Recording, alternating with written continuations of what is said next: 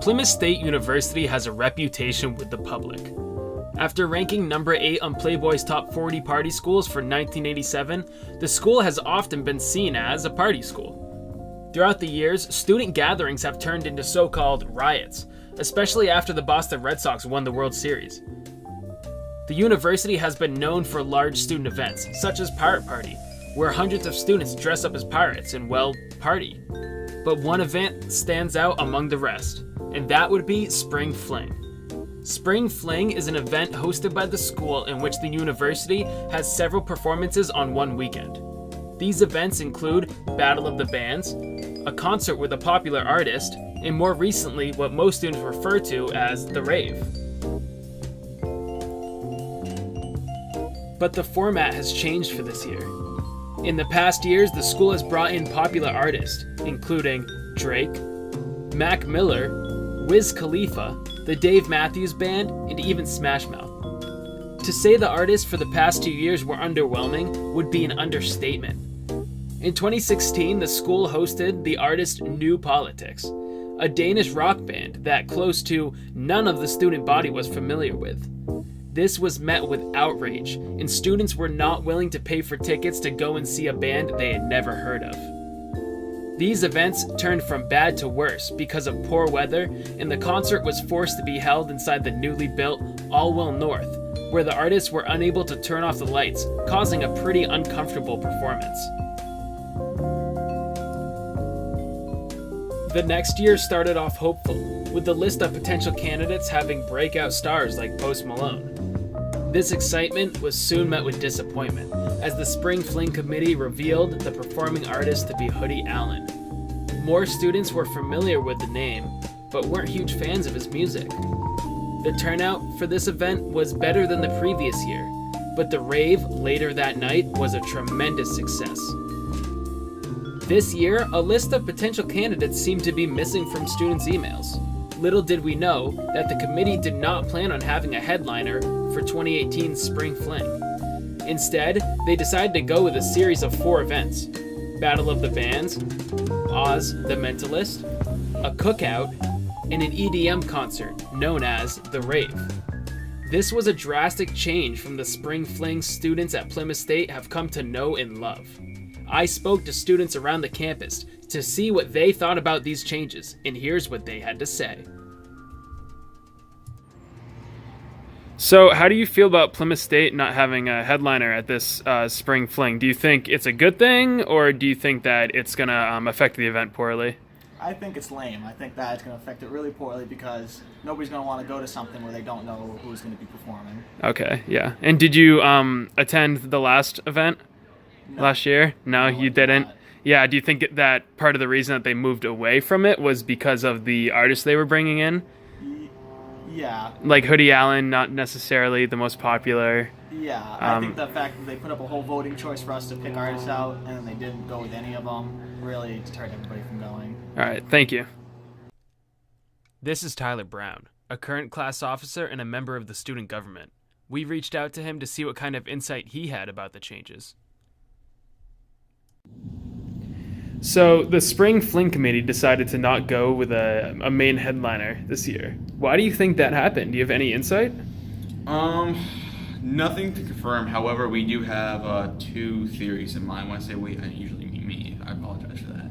But my first theory is they didn't get enough money for allocations, and Spring Fling performers actually cost quite a bit.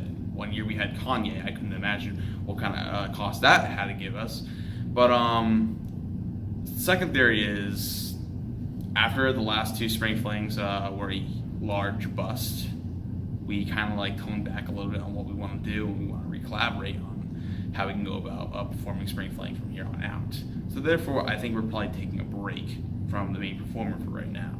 And now, so the last two headliners were famously not too popular with the students. Do you have any idea what attendance looked like at those events? Do you think that was part of the factoring reasons to why? Oh yes, definitely. Our first spring bust was New Politics. We all remember that one because it was quite a bust. Matter of fact, that day it decided to, Mother Nature decided to make it rain. Therefore, we had to move it inside, and because of it was at Allwell North, we decided to make the tickets free. So because people wanted to walk down there, and some students just didn't feel like. And from what I was told, I think a total of 25 people showed up for that concert. Our second one was, I think, Hoodie Allen, and we had a little more, I think around maybe 40 people, but it was still not enough for people to say, wow, this was an impressive concert.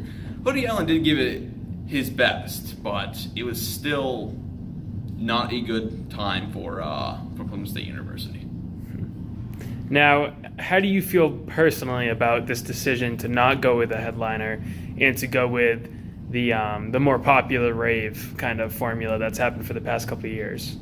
I am 100% with the plan to not go with the performer right now due to the fact that we, A, do not have the funding to give any performers for right now, and B, we don't exactly have any general popular vote towards who we want as a spring fling performer, as a lot of the students' interests are usually vary quite a bit.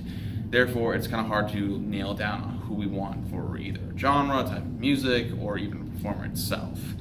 And C, of course, we kind of need to step back and take a new look at from what we've done in the past and see if we want to go forward with it. Do you think that we'll continue with this formula for the coming years, or do you think we'll eventually get a headliner back? We eventually will get our headliner back. I'm very confident that we will get that headliner back. However, we do need to restructure how we go about this from here on out. All right, thank you, Tyler. No problem. So, how did the events turn out? Battle of the Bands was a complete failure, with a very, very small amount of people showing up. This was a disappointment, as Battle of the Bands has been a popular event in years past. The rave was successful as usual, and a large amount of people showed up. Everyone we spoke to said they had an enjoyable time, and that they would go again next year if possible. But the attendance numbers show a slightly different story. We spoke to Brian Dye, coordinator of the Student Activities Office, and he said approximately 3,000 people attended this year's concert. Last year's numbers set somewhere between 5,000 to 7,000. This is a drastic difference in numbers, but why? We could point to many issues. It could be because of poor marketing campaigns. So many of the students we spoke to weren't even aware it was Spring Fling weekend.